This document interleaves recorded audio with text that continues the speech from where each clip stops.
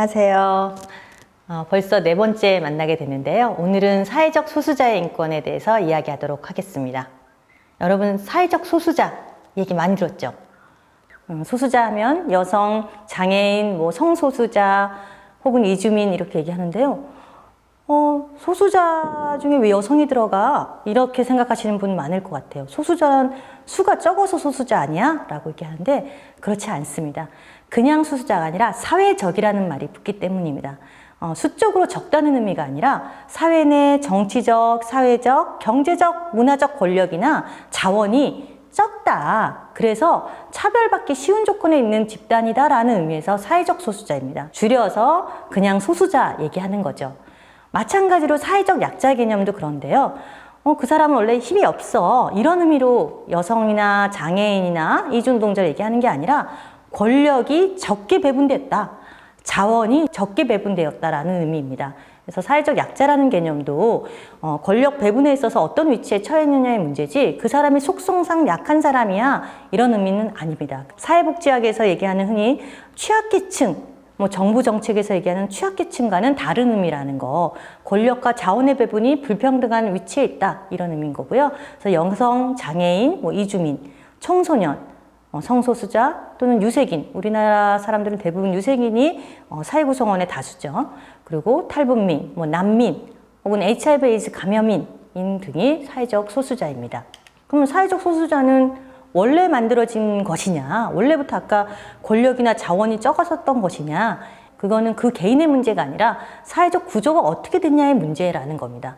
어떤 제도나 체계 혹은 주류들이 만든 어떤 문화 이런 것 속에서 소수자가 만들어졌다는 겁니다. 따라서 그 속에서 특권 집단이 자신의 지위를, 특권을 계속 유지하고 싶어서 그 제도를 유지하는 거죠. 특히 소수자를 만들었던 역사가 굉장히 많습니다. 사회나 국가가 다름, 이른바 차이를 어떻게 효과적으로 관리해서 자신의 권력을 혹은 주류 집단의 권력을 유지할 것인가 라면서 차별을 통치 전략으로 사용하는 경우가 많았습니다. 그 과정에서 어떤 건 정상이다, 어떤 거는 비정상이다, 어떤 것은 약한 것이다, 이렇게 만들었다는 것이죠. 그 대표적인 예가 87년에 이제 형제복지원 사건이 생겼는데요. 불황인들을 모아서 수용한 곳이에요. 불황인이 뭐냐? 일정한 주거 없이 지나는 사람들은 모아서 수용하라 라고 이 독재 시절에 내무부 훈령을 기준으로 사람들을 집단적으로 가두어두고 그 가두어둔 사람에게 때리고 강제 노동시키고 이랬던 거예요. 왜 불황인에 대해서 그렇게 부정적으로 했지? 불황인이 무슨 책임이 있는데? 근데 불황인은 이런 거예요. 도시 환경 혹은 그날의 환경을 안 좋게 보인다 이렇게 생각을 했던 거죠, 국가가. 예를 들면 구걸하는 거린, 예전에는 특히 이제 전쟁 후에 껌 파는 사람들 많았잖아요. 껌파리 하는 사람들, 구두 닦기 이런 사람을 불황인의 규정에 넣었어요. 그래서 불황인을 다 집단하고 그걸 사회복지시설에서 모아둔 거예요.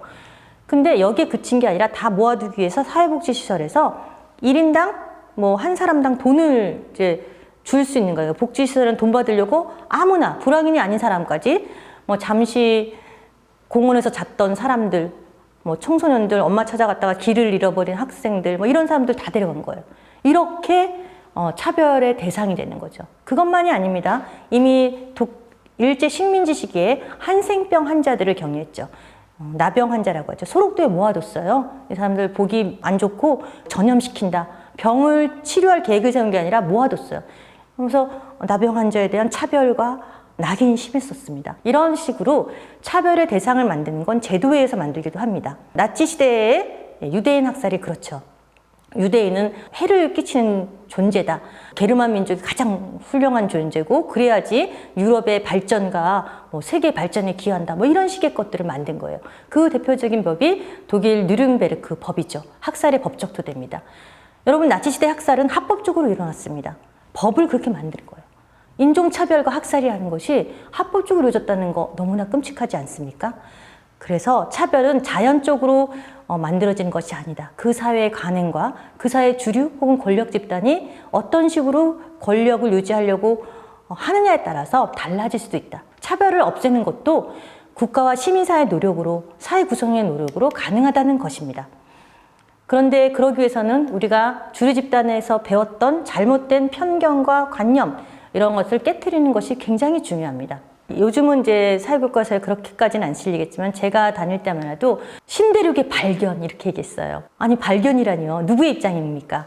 거기에는 원주민들이 원래 사 있었어요. 아메리카를 침략하고 원주민을 학살했다고 표현한 게 아니라 신대륙을 발견했다고 합니다. 원주민들이 500만 명이었다가 25만 명으로 감소를 했어요. 그리고서는 콜럼버스의 날이라고 막 이렇게 날을 기념하는 행사를 했어요. 1492년에 아메리카를 발견했다 뭐 이렇게 얘기를 하는데요. 그렇지 않습니다. 최근에는 콜럼버스의 날을 이제 없앴죠. 작년에 블랙 매터스 운동이라고 해서 미국을 중심으로 해서 전 세계에서 인종차별 반대 운동을 했잖아요. 그러면서 인종차별적인 어떤 문화나 예술 또는 역사적인 뭐 이렇게 물건이나 이런 것들을 없애는 운동들이 있었고, 콜럼버스 동상도 떨어졌죠. 이런 식으로 사실은 우리가 잘못 알는 신대륙의 발견이 아니라 아메리카를 침략한 것이다라고 제대로 이해하는 것, 이것이 있을 때 인종주의가 발 디딜 틈이 없는 것입니다. 나치의 인종주의는 잘못된 관념 속에 있죠. 특정 인종이 우수하다. 유대인 같은 인종은 나쁜 인종이다라고 하는 것들이 있는데요. 사실 나치의 인종주의는 유대인에 대한 것만 있지 않습니다. 사회를 건강하게 만들겠다라고 하면서 새로운 사회를 만들겠다면서 가둬둔 사람 중에는 반항적인 청소년도 있고요. 작업장에서 열심히 일하는 안 하는 노동자도 있고요. 뭐 동성애자도 있고요. 뭐 장애인들도 있어요. 이렇게 무가치한 사람들은 사회에 있을 필요가 없어. 이런 식으로 만들었던 거예요. 인종주의가 얼마나 무섭습니까? 사람을 가르고 기준 나누고 분리하고 배제하는 것. 이게 차별의 기본이죠. 그래서 이 사회적 소수자들을 만드는 이 사회제도에서 반대되는 것들이 이제 반차별 운동, 우리가 평등을 위해서는 이런 운동이 필요합니다. 그런데요, 소수자성과 관련해서 우리가 염두에 둘 것은 한 사람은 하나의 정체성으로 나타나지 않는다는 것입니다. 저는 여성이기도 하지만요, 저는 비장애인이기도 하죠. 다양한 위치에 저희가 서 있기 때문에 그 맥락에 따라 차별받는 위치가 될 수도 있고 특권받는 위치가 될 수도 있기 때문에 자신의 위치에 대해서 잘 생각해야 합니다. 저는 서울에 삽니다. 한국사에서 서울에 산다라는 건 어떤 의미입니까? 많은 권리를 누립니다. 뭐 문화, 예술, 뭐 그 행정 서비스, 굉장히 뭐 의료도 그렇죠. 저는 그런 의미에서는 특권적 위치에 있는 거예요. 그런 맥락을 생각하지 않고 난 여성이니까 항상 차별받는 사람이야 이렇게 얘기할 수는 없다는 거죠. 그래서 제가 항상 얘기하는 예 중에 하나가 있는데요. 저는 여성이지만 거주가 분명해요. 이른바 주거권이 좀 보장된 거죠. 물론 집이 있는 건 아니지만 전세로 살아요. 하지만 저는 주거가 안정한데 홈리스에 비하면 저는 차별받는 위치가 아니라 특권적 위치죠. 근데 제가 서울역을 가면서 서울역 거리 노숙인을 보고 아우 냄새나 이렇게 얘기하는 건 차별 발언이 되는 거죠.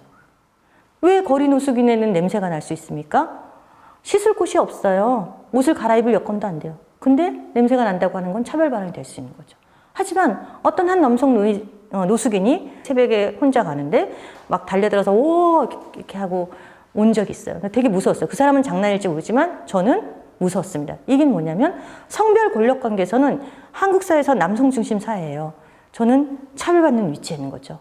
어떤 행위가 어떤 맥락의 위치에 따라서 때로는 저는 특권적 주의에 있을 수도 있고 때로는 차별받는 주의에 있을 수 있습니다. 여러분도 마찬가지죠. 그런 맥락들을 이해하면서 살아야 한다는 거고요. 두 번째로는 소수자 집단이라고 해서 단일한 것은 아니라는 겁니다. 여성이라고 다 차별받나요? 그렇진 않죠. 여성들 내에서도 여성 비정규직이 있을 거고 노인 여성은 더 차별받겠죠. 소수자 집단 내에서도 단일하지 않기 때문에 그 소수자성을 잘 아는 것, 그래서 그 개인의 특성에 맞는 것들을 존중해 주는 것, 이랬을 때 차별로부터 벗어난 평등한 문화와 분위기를 이룰 수 있겠죠. 소수자성과 관련해서 가장 얘기 많이 하는 게 이제 소저너 투스라고 하는 미국의 흑인 노예 여성을 얘기해요. 미국에서 이제 페미니즘이 한참 있을 때 주로 중상층 여성을 중심으로 됐었어요. 그러니까 소저너 투스가 얘기했어요. 자기는 이제 노예이기도 하고 흑인이기도 하고 그러다 보니까 자기 아이를 기르기보다는 백인 여성 집에 가서 아이의 양육을 하고 뭐 이런 걸 하는 거죠. 지금 나의 아이를 양육하기보다는 다른 양육을 하고 있는 나는 여성이 아닌가요? 이런 외침을 했다라는 거예요. 고민이 다른 거죠. 중산층 여성의 고민과 흑인 노예 여성은 되게 다른 고민이 있겠죠. 이런 것처럼 소수자 때는 단일하지 않습니다. 그 소수자성에 대해서 이해를 하고 그 차별을 해결하기 위한 국가와 사회 노력이 있을 때 우리는 차별로부터 벗어난 소수자 인권을 보장할 수 있습니다. 차별을 생산하는 이데올로기에 대해서 더 하나 얘기할 텐데요. 나치의 인종주의 같이 19세기에는 인종주의가 인종을 차별하는 것을 합리화하는 그런 개념으로 썼습니다. 그래서 인종주의는 차별과 혐오 이데올로기에서 굉장히 중요한데요. 인종주의와 과학이 만난 게 이른바 우생학이죠. 근데 최근에는 이제 인종주의를 신인종주의, 문화적 인종주의라고도 얘기하는데요. 인종 문제만이 아니라 모든 것을 행위가 아니라 속성에 근거해서 사람들을 분류하는 거. 타자를 분류하고 측정하고 가치를 매기고 종교나 문화, 민족, 외모 등 이런 거에 따라 나누는 거나 예를 들면 프랑스에서 히잡을 금지했잖아요. 무슬림에 대한 어떻게 보면 차별인 거죠. 몇 년 전에 제주 예멘 난민을 반대하는 여성들의 시위가 있었습니다. 이것도 인종주의죠. 왜냐하면 예멘 난민이 다 성폭력을 저지르거나 이런 것도 아닌데 예멘 난민이 오니까 여성들을 위협하신다. 그래서 난민 반대한다. 이런 시위를 했어요. 이렇게 타자를 분리했기 때문에 그것을 신인종주의라고 얘기를 합니다. 이런 인종주의가 부정적인 소수자 인권에 영향을 미친 사건이라면 소수자 인권에 긍정적인 영향을 미친 사건도 있습니다. 대표적인 사건이 6.8 혁명입니다. 6.8 혁명은 파리에서 학생운동으로부터 시작됐고 그게 노동자 운동으로 거쳤고 파리만이 아니라 유럽의 전 나라에 퍼졌습니다.